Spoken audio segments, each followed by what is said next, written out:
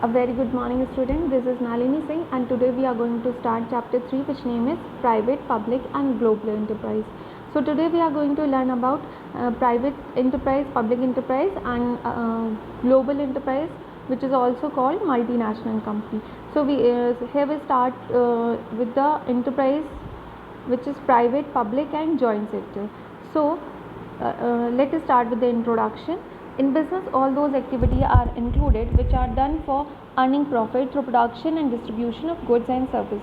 We observe that the industry and commercial activities in modern age are very complex as compared to the age of bachelor trade. Numerous business undertakings are functioning in private, public and joint sector in India.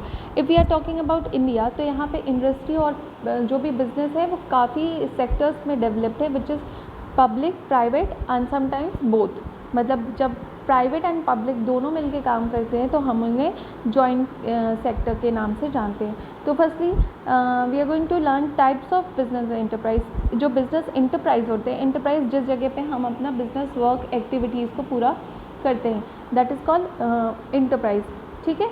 सो यहाँ पे 3 types of business enterprise दिए हुए हैं. First is private sector, second public and then joint sector. So private sector की अगर हम बात करें तो ये वैसी यूनिट होती है जिसका ओनर, कंट्रोल और मैनेजमेंट किसी इंडिविजुअल पर्सन या फिर इंटरप्रेन्योर या फिर बिजनेसमैन के हाथ में होता है. That is called private sector.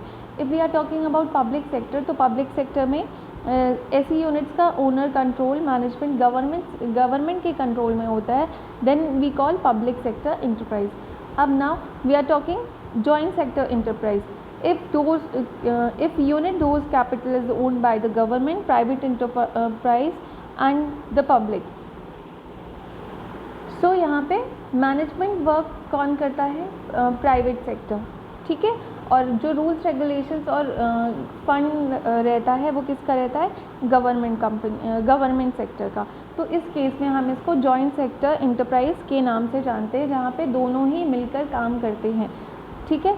तो अब हम आपको इस चैप्टर में प्राइवेट, पब्लिक और जॉइंट को सेपरेटली पढ़ना है. उसके बाद मल्टीनेशनल कंपनी के बारे में पढ़ेंगे. तो हम शुरू करते हैं प्राइवेट सेक्टर से. So as the ownership, control and management of industries and business lies with the government in public sector. Similarly, it is under private enterprise in private sector. This private sector refers to the industry and business enterprise established control management by private enterprise. If जो मैंने आपको पहले बताया है कि अगर कोई businessman या enterprise control management establish business को कर रहा है, then it is called private sector. And इसके जस्ट अपोजिट अगर यही सारी चीज़ें अगर कोई गवर्नमेंट के कंट्रोल में है, then it is called public sector. Okay. So अब कैरेक्टरिस्टिक्स देख लेते हैं पब्लिक सेक्टर, प्राइवेट सेक्टर के. तो ओनरशिप ऑफ एसेट्स, जो ओनरशिप ऑफ एसेट्स होता है वो किसके ऊपर होता है? इंटरप्रेन्योर. मतलब जो भी एसेट्स होते हैं उसका ओनर कौन होता है? इंटरप्रेन्योर होता है. उसके बाद selection of business. Private sector में इंडिविजुअल इक्वल अपॉर्चुनिटी होती है अपने बिजनेस को चूज़ करने के लिए. Now the next is profit motive. The topmost priority is given to profit in private sector. If we are talking private sector, तो यहाँ पे topmost priority किसको दी जाती है? Profit को. Now the next is competition. There exists cutthroat competition among the businessmen and industries in private sector. Each of them want to have monopoly over the market. तो अगर हम प्राइवेट सेक्टर की बात करते हैं तो वहाँ पे कंपटीशन काफ़ी ज़्यादा होता है, क्योंकि हर एक इंडस्ट्री, हर एक बिजनेसमैन सबसे आगे जाना चाहता है और उसे ये चाहिए कि मार्केट में उसका पूरा कंट्रोल हो. तो प्राइवेट सेक्टर में कंपटीशन काफ़ी ज़्यादा देखने को मिलता है. Now the next is conflicts. Conflicts का मतलब लड़ाई झगड़ा. So conflicts between the owner and labourer is a common scene in the sectors. तो यहाँ पे कभी कभी प्राइवेट सेक्टर में कन्फ्लिक्ट्स कॉमनली देखा जाता है, which is businessman and industries, owners और लेबर्स, एम्प्लॉयज़ के बीच में. उसके बाद top most priority is given to the consumer. Goods are produced as demanded by the customer. Top most priority तो गवर्नमेंट की जो डिमांड होती है उस पर हम ज़्यादा फोकस करते हैं, क्योंकि गवर्नमेंट हम क्या करेंगे, जो कस्टमर हमारा डिमांड करेंगे उसको फुलफ़िल करेंगे, तभी हमारे पास प्रॉफिट आएगा, क्योंकि वही बिकेगा. नेक्स्ट है optimum utilisation of factor of production. Private sector में जितने भी प्रोडक्शन होते हैं उस पर इंटरप्रेन्योर फोकस करता है कि कॉस्ट कम आए और जो भी यूटिलाइजेशन है फैक्टर्स हैं उसका यूटिलाइजेशन मैक्सिमम हो, ठीक है। नेक्स्ट है price mechanism. So in private sector prices work, the good which are demanded will be produced by the producer and it will be sold at a high price which will able the producer to earn high profit। तो जो भी price किस तरह से रखा जाता है उसकी बात करें तो यहाँ पे जो एंटरप्रेन्योर होता है क्या प्रोड्यूस करता है जो कि डिमांड में है, जो कंज्यूमर की डिमांड में है, और मार्केट प्राइस में जितना ज़्यादा हाई बिक सकता है उतना बेचा जाता है ताकि प्रॉफिट बहुत ज़्यादा अर्न हो, हाई प्रॉफिट अर्न हो। So these are the characteristics of private sector. Now we talk about advantages of private sector. So the first point is liberty. इसका मतलब है आपको आपके बिजनेस को सिलेक्शन करने में फ्रीडम होती है, आप आज़ाद रहते हो अपने बिजनेस को सिलेक्ट करने में। Next is motivation. So the entrepreneurs are motivated to work because of the profit involve against the efforts. They are aware that total profit will be owned by them and so they always try to maximize their profit. Now the next is secrecy. यहाँ पे क्या होता है, trade secrets can be maintained in private sector unlike public sector.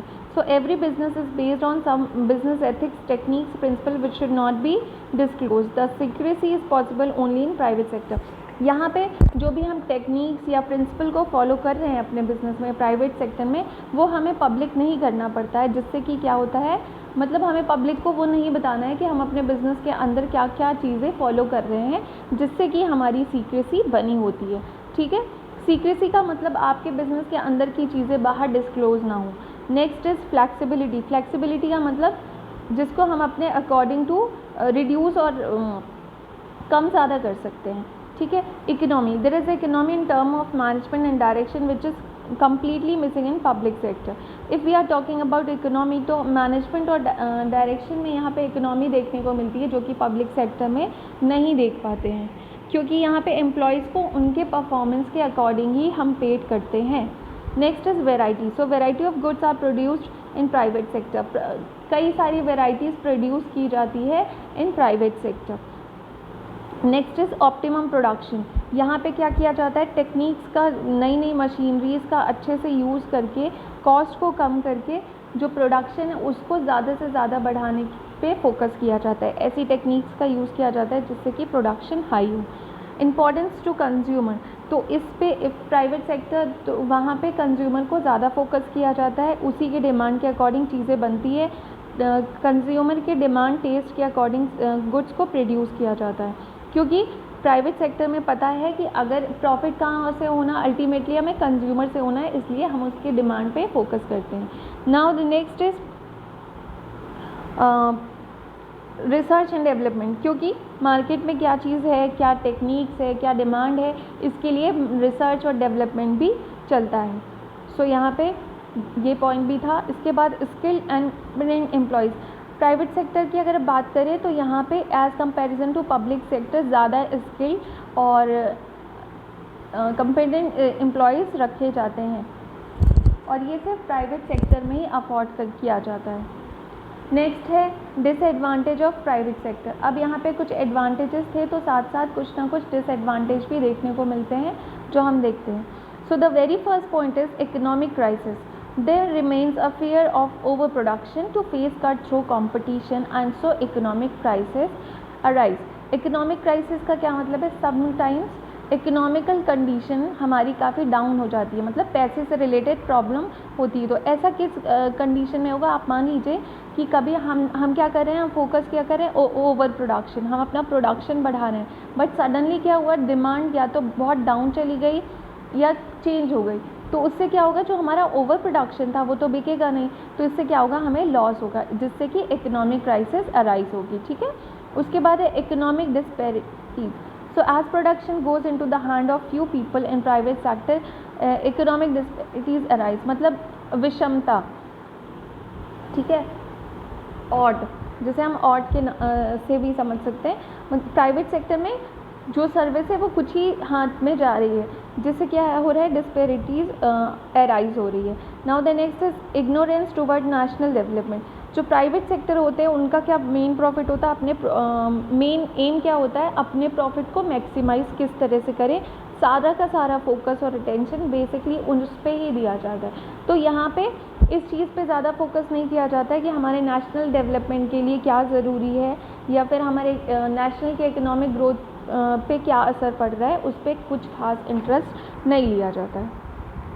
Next है class conflict. So conflict between capitalistic and labour are common scene in private sector. जो अमीर होते हैं और जो गरीब होते हैं उनके बीच में काफ़ी ज़्यादा कन्फ्लिक्ट दिखाई देता है in private sector. Now the next is exploitation of labourer.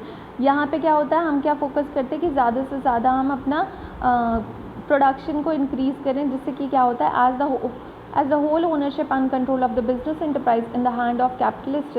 पूरा कंट्रोल इंटरप्रेन्योर के हाथ में होता है, जिससे कि इस केस में लेबर्स का, वर्कर्स का, एम्प्लॉयज़ का एक्सप्लॉयटेशन होते दिखता है, शोषण होते दिखता है। Next is exploitation of consumer. यहाँ पे कंज्यूमर कैसे कि जो इंटरप्रेन्योर है वो क्या चाहता है, मार्केट में पूरा कंट्रोल करना चाहता है, मोनोपोली लेना चाहता है। अगर उसको मोनोपोली किसी प्रोडक्ट की मिल जाती है तो वो अनवांटेड प्राइस लेता है, जिससे कि कंज्यूमर का ही नुकसान हो रहा है। इसलिए हम कह रहे हैं कि exploitation of consumer. Now the next is no concern for social welfare. जब आप सिर्फ अपने प्रॉफिट पे फोकस करोगे तो यहाँ पे सोशल वेलफेयर मतलब लोगों को क्या नुकसान हो रहा है, लोगों का क्या लॉस हो रहा है, सोसाइटी में क्या नुकसान है, ये आप नहीं देख पाते, जिससे कि यहाँ पे प्राइवेट सेक्टर में कोई भी कंसर्न नहीं होता है सोशल वेलफेयर के लिए।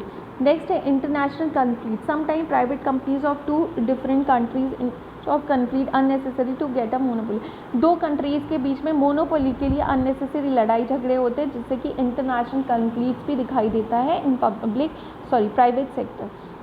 नेक्स्ट है एक्सपेंडिचर और एडवर्टीजमेंट। आप देखते हो क्योंकि यहाँ पे प्रॉफिट है, कंज्यूमर को अट्रैक्ट करना है, जिसके लिए प्राइवेट सेक्टर ज़्यादा से ज़्यादा एडवर्टीजमेंट पे एक्सपेंड करती है, ज़्यादा से ज़्यादा खर्च करती है। Influence on government policy. Sometimes some private companies sponsor election expenses and gain success in sending their own representative in the assembly in the turn frame policy. ये गवर्नमेंट पॉलिसी से भी प्रभावित होती है। तो ये यहाँ पे हम एडवांटेज, डिसएडवांटेज और कैरेक्टरिस्टिक्स प्राइवेट सेक्टर के बारे में पढ़ लिए हैं। There is 3 sectors, private, public and joint. तो हमने प्राइवेट के बारे में पढ़ लिया है। अब बात होगी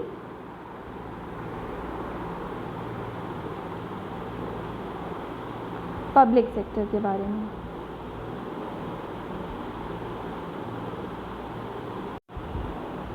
now we talk about public sector. तो पब्लिक सेक्टर क्या होता है, जिसका ओनर और कंट्रोल किसके हाथ में होता है, गवर्नमेंट में, जिसका सारा फ्रेमवर्क पॉलिसीज़ कौन बनाती है, गवर्नमेंट।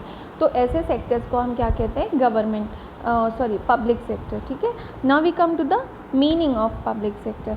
सो इंडस्ट्रीज, यूनिट और project which are finance, management and controlled by government, which can be central and as well as state are called public sector units। ठीक है। जो भी इंडस्ट्री या प्रोजेक्ट गवर्नमेंट सेक्टर्स के हाथ में होता है, जिसका फाइनेंस, कंट्रोल, मैनेजमेंट कौन करती है, गवर्नमेंट, चाहे वो स्टेट की गवर्नमेंट हो चाहे वो सेंट्रल की गवर्नमेंट हो, ऐसे सेक्टर्स को हम पब्लिक सेक्टर्स में कंसीडर करते हैं। तो अभी हम बात करते हैं characteristics of public sector. So the first point is state ownership. So these public enterprise are owned by the central government or state government or sometimes jointly. जो पब्लिक सेक्टर्स में जो भी ओनरशिप होता है वो किसका होता है, स्टेट गवर्नमेंट का या फिर सेंट्रल गवर्नमेंट का, या फिर कभी कभी दोनों का ही 50-50 होता है।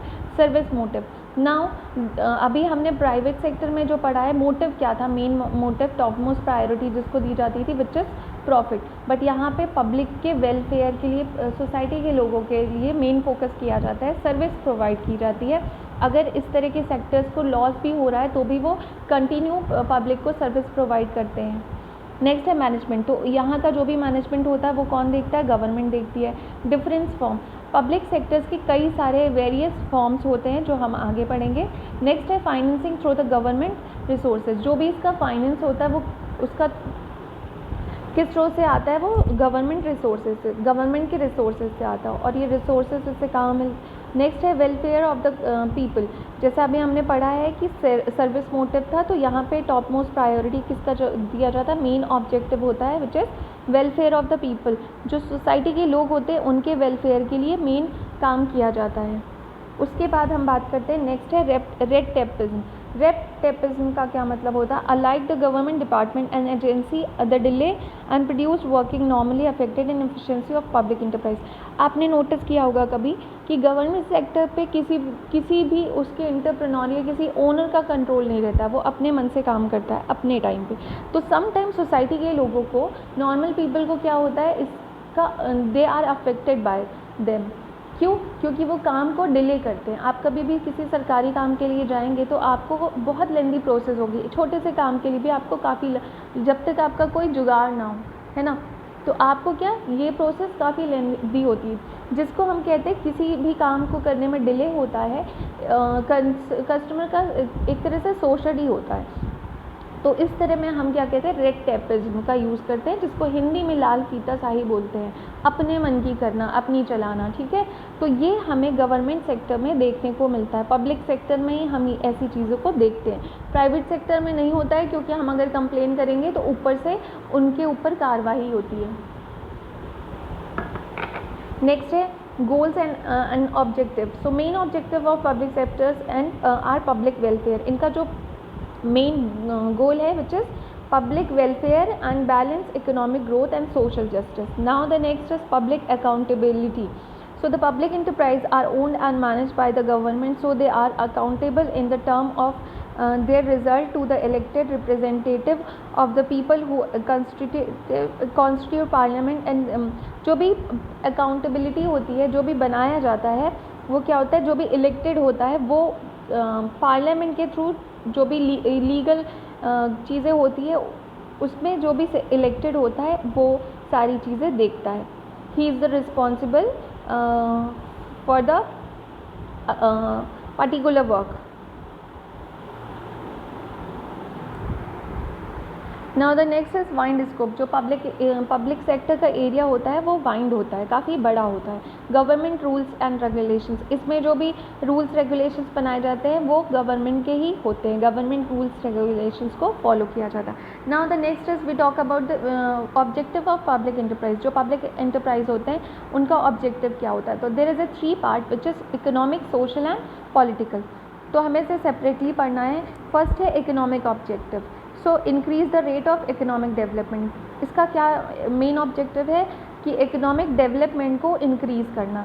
फिर expansion of capital good industry, जो कैपिटल गुड इंडस्ट्रीज़ है उसको ज़्यादा से ज़्यादा बढ़ाना ताकि हमारे कंट्री में इंडस्ट्री डेवलप हो और इन्वेस्टमेंट हो और कैपिटल ज़्यादा बढ़े। Provide necessities in the form of goods and service. यहाँ पे नेसेसरी जो भी सर्विसेज है, गुड्स एंड सर्विस, वो प्रोवाइड की जाए।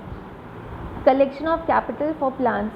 So sufficient fund are collected to be invested to the capital in national project. जो भी नेशनल प्रोजेक्ट होता है उसका कैपिटल कलेक्शन किया जाता है, एक प्लान बनाया जाता है किस पे कितना खर्च करना है, उस तरह से इन्वेस्टमेंट होती है। रीजनल डेवलपमेंट, रीजनल एरिया के भी डेवलपमेंट पे, यहाँ पे इकोनॉमिकल ग्रोथ पे फोकस किया जाता है। Now the next is social objective, control of monopoly. जैसे अभी हमने पढ़ा है प्राइवेट सेक्टर में मोनोपोली के बारे में काफ़ी ज़्यादा कंट्रोल किया जाता है, मतलब हर कोई कंपटीशन में बने रहने के लिए अपनी मोनोपोली चाहता है।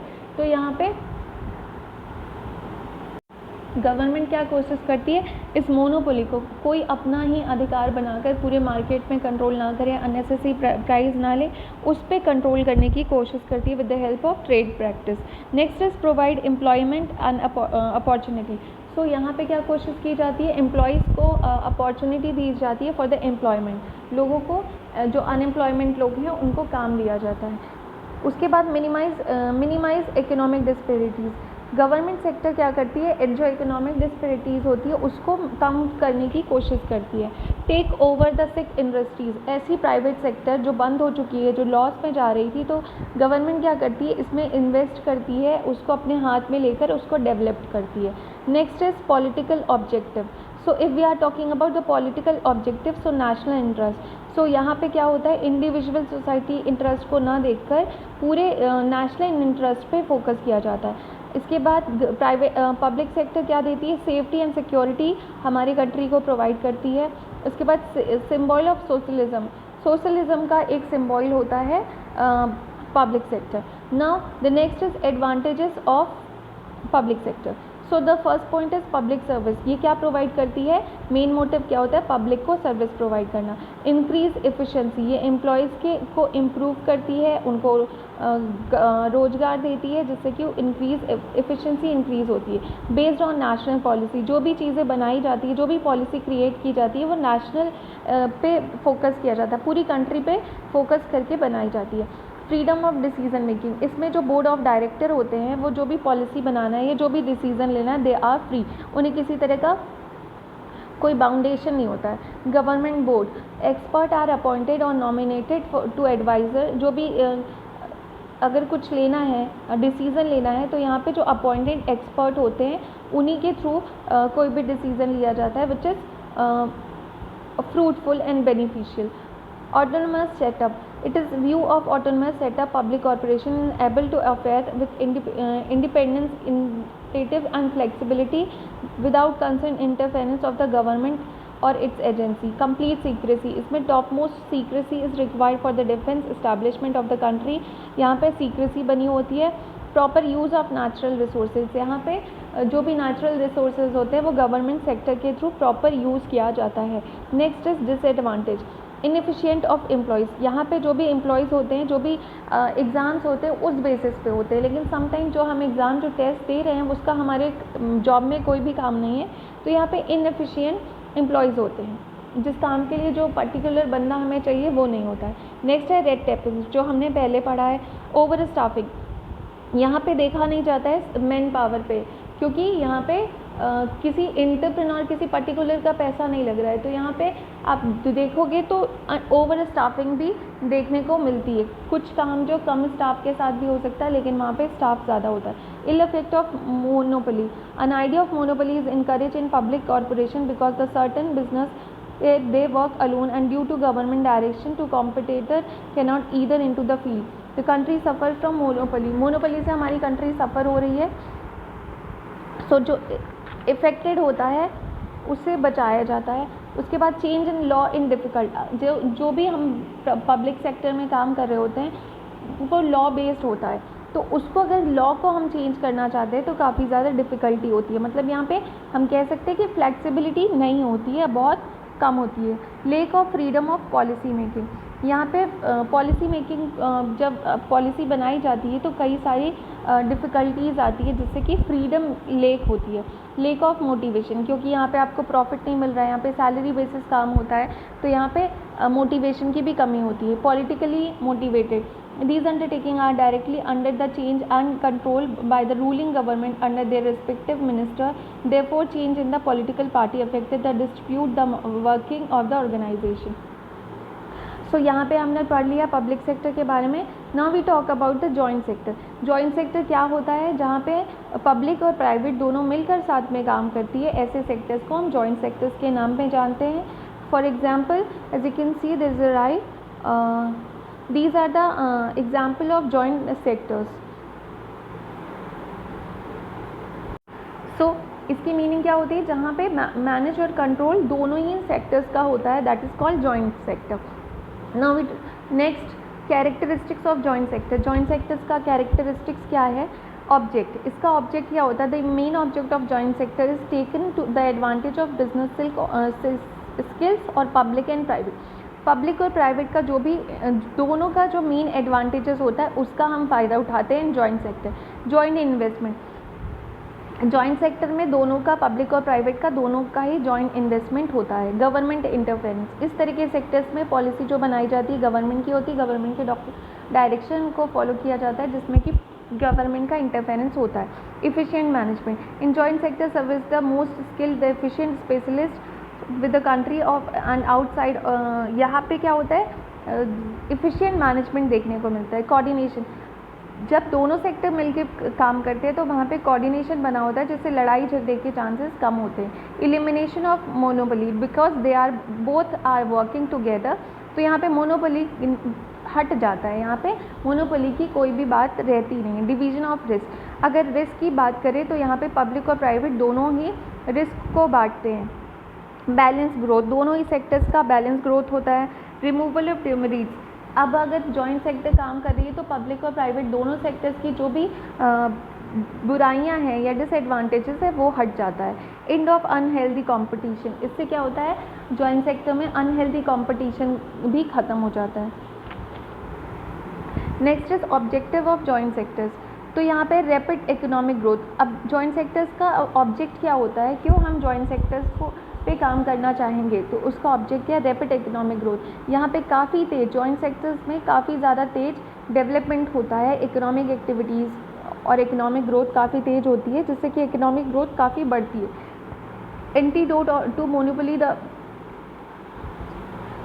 कंसंट्रेशन ऑफ इकोनॉमिक पावर, जो इकोनॉमिक पावर की अगर हम बात करें और मोनोपोली की, तो ये एक तरह से एंटीडोट की तरह से काम करता है जॉइंट सेक्टर।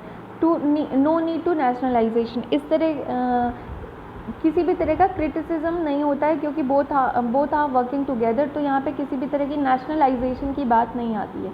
नेक्स्ट है removal of disparities in managerial remuneration, after it is all that the director of private sector use more fund in the form of managerial remuneration as compared to the employees or director of public sector undertaking in joint sector. Care is taken so that uniform policy can be maintained to respect the managerial remuneration. जो manager remuneration होता है कि private sector में ज़्यादा salary मिल रही है, public में कम मिल रही है, या पब्लिक में ज़्यादा मिल रही है, तो इस केस में वो बैलेंस हो जाता है। उसके बाद मोबिलाइजेशन ऑफ इकोनॉमिक ग्रोथ, मतलब जो अननेसेसरी रिसोर्सेज वेस्ट हो रहे हैं उसका क्या हो रहा है, यूज़ हो रहा है, यहाँ से वहाँ इस तरह से मूव हो रहे हैं रिसोर्सेज और आगे बढ़ रहे हैं और यूज़ हो रहा है, ठीक है। अब है advantage and utility of joint sectors, so control on monopoly, mixed economic, जहाँ पे प्राइवेट और पब्लिक दोनों मिल के काम करते हैं तो इस तरह के इकोनॉमिक को मिक्स्ड इकोनॉमिक कहते हैं। Managerial efficiency, both are working together, तो इसमें मैनेज स्पेशलिटीज़ और एक्सपर्ट साथ में मिलकर सर्विस प्रोवाइड करते हैं, जिससे कि मैनेजरियल एफिशिएंसी इंक्रीज़ होती है। नो फियर ऑफ नेशनलाइजेशन, किसी भी तरह के नेशनलाइजेशन का कोई भी डर नहीं रहता है, because both are working together. Easy formation and dissolution, so इस तरह की जो इंडस्ट्रीज़ होती है तो सेक्टर्स में इजी फॉर्मेशन और डिसोल्यूशंस भी होता है। बैलेंस ग्रोथ होता है बिकॉज वो बोथ आर वर्किंग, तो यहाँ पे दोनों का ही डेवलप हो रहा है। नेक्स्ट है फ्रीडम फ्रॉम एक्सप्लॉयटेशन, एक्सप्लॉयटेशन का फ्रीडम हो जाता है, मतलब कोई किसी का एक्सप्लॉयटेशन नहीं कर पाता है। डिवीज़न ऑफ रिस्क हो जाता है एंड इकोनॉमिक डेवलपमेंट होती है और कैपिटल इंक्रीज़ होती है। अब हम बात करते हैं डिसएडवांटेज ऑफ जॉइंट सेक्टर। अब यहाँ पे क्या है, पॉलिटिकल इंटरफेरेंस काफ़ी ज़्यादा होता है। ये क्या है, लार्ज स्केल प्रोडक्शन के लिए कभी कभी बुरा बन जाता है ये joint sector. It is unsuitable और establishment of small scale business, joint sector जो है स्मॉल स्केल इंटरप्राइज के लिए सूटेबल नहीं है। In the joint sector is able to form of monopoly, it is the position और exploit consumer. Joint sector system finish competition between public and private sectors and large. Joint sector क्या करता है कि competition को पूरी तरह से ख़त्म कर देता है। अब हम नेक्स्ट वीडियो में बात करेंगे, यहाँ पे हमने प्राइवेट सेक्टर, पब्लिक सेक्टर और जॉइंट सेक्टर तीनों की meaning, advantages, objective, characteristics, disadvantage पढ़ा है। नेक्स्ट टॉपिक पे जब हम बात करेंगे तो forms of private sectors. Forms of private sectors क्या हैं, जो हमने सेकेंड चैप्टर में 5 फॉर्म्स पढ़े हैं, sole proprietorship, JHF, partnership, company and cooperative society. अब फॉर्म्स ऑफ पब्लिक सेक्टर क्या है, पब्लिक सेक्टर के फॉर्म्स क्या क्या होते हैं ये हमने नहीं पढ़ा है। सेकेंड चैप्टर में हमने सिर्फ प्राइवेट सेक्टर्स के फॉर्म्स के बारे में ही पढ़ा है, तो नेक्स्ट वीडियो में जब हम पढ़ेंगे तो वो फॉर्म्स ऑफ पब्लिक सेक्टर्स होंगे, मतलब पब्लिक सेक्टर्स कितने डिपार्टमेंट होते हैं, कितने फॉर्म्स होते हैं, वो हम पढ़ेंगे।